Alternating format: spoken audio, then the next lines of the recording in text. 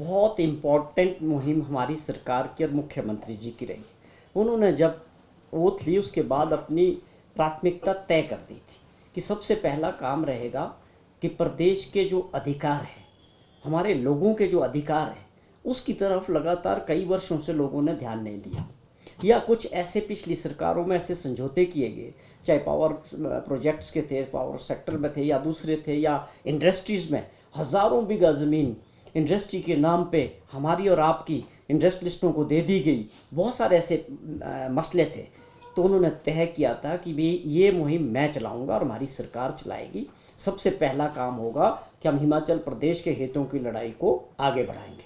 मैं समझता हूँ आज की डेट में सबसे अहम मुद्दा हिमाचल वासियों को यही है कि हमारे बीबीएमबी में वर्षों से हमारे फेवर में सुप्रीम कोर्ट से आदेश हुए हैं, हमें वो पैसा मिलना चाहिए था लेकिन नहीं मिल रहा था।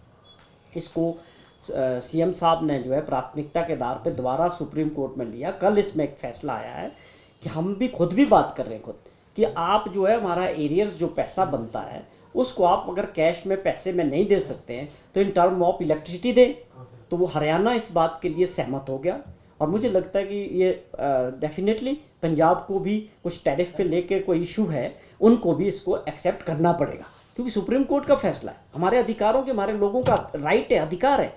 ये अलग बात है कि पिछली सरकारों ने इसको अहमियत नहीं दी, लेकिन हमारी सरकार, मुख्यमंत्री, ऐसे ही और बहुत सारे फैसले हैं। चाहे वो कशाऊ बांध वाली बात थी कि किस प्रकार उसमें गलत एग्रीमेंट पहली सरकार ने करने को तैयार हो गए थे और उसको पूरी तरह से जब मुख्यमंत्री वहाँ अड़ गए कि हम नहीं करेंगे तो उनको मानना पड़ा।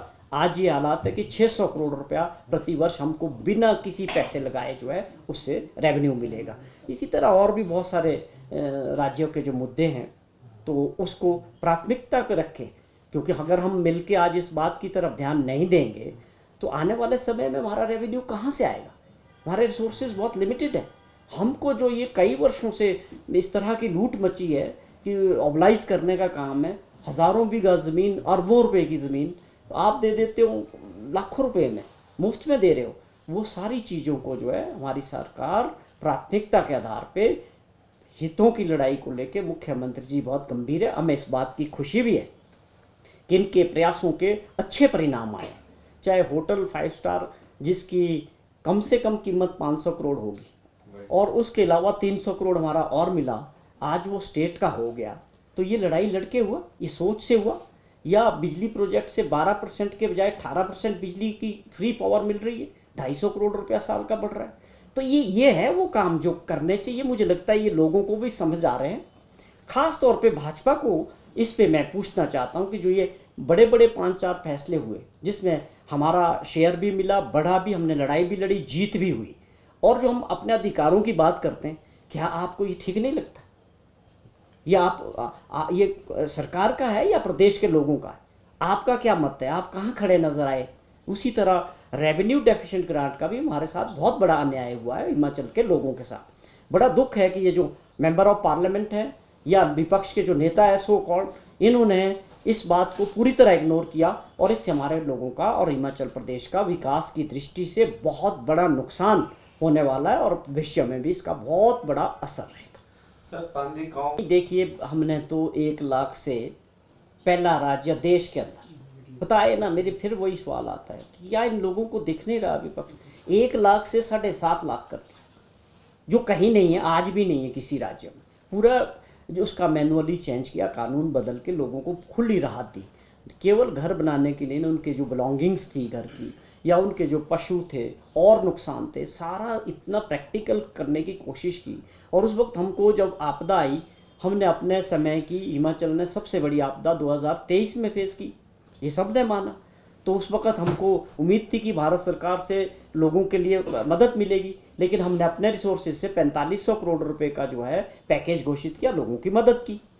और अब आप बात ये कि आप बोल रहे कि ये पार्लियामेंट में उठाएंगे, क्योंकि वो जो ज़मीन मिलनी है उसमें भारत सरकार से जो है परमिशनें आनी कि दे पाए। हमने तो भेज दिया, लेकिन मुझे 1% भी उम्मीद नहीं है कि सर, हम भी 3.5 साल से देख रहे हैं, कई लोगों की दूसरी तीसरी टर्म भी है मेंबर ऑफ पार्लियामेंट, ये कोई मुद्दा नहीं उठाते। वैसे भी भाजपा में दिल्ली में जो इस वक्त सरकार है वहाँ केवल 2 ही लोग मैटर करते हैं, वहाँ एक है माननीय प्रधानमंत्री जी, एक है माननीय गृह मंत्री जी, बाकी सब ये मूक दर्शक है, चाहे वो मिनिस्टर है चाहे एमपीज है, ये बोल ही नहीं सकते।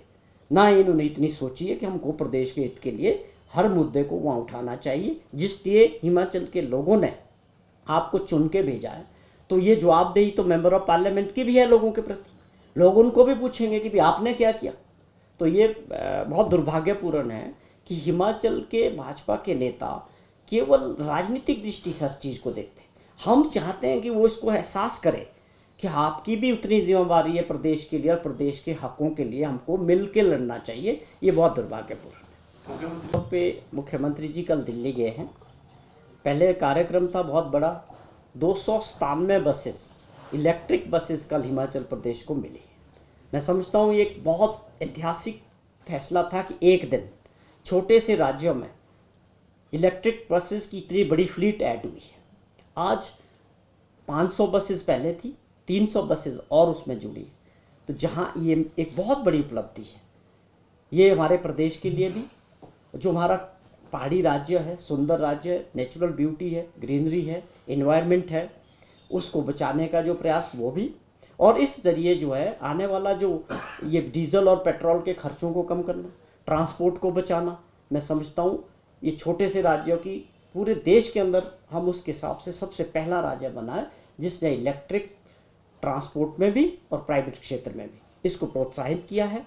तो इसके बड़े आने वाले समय में इसके बहुत अच्छे परिणाम होंगे। उसके बाद मुख्यमंत्री जी दिल्ली गए, स्वाभाविक तौर पे अपने पार्टी के वरिष्ठ नेताओं से भी मिलते हैं, मुलाकात होगी, और भी अगर मौका मिलेगा तो बातचीत करेंगे सरकार के साथ।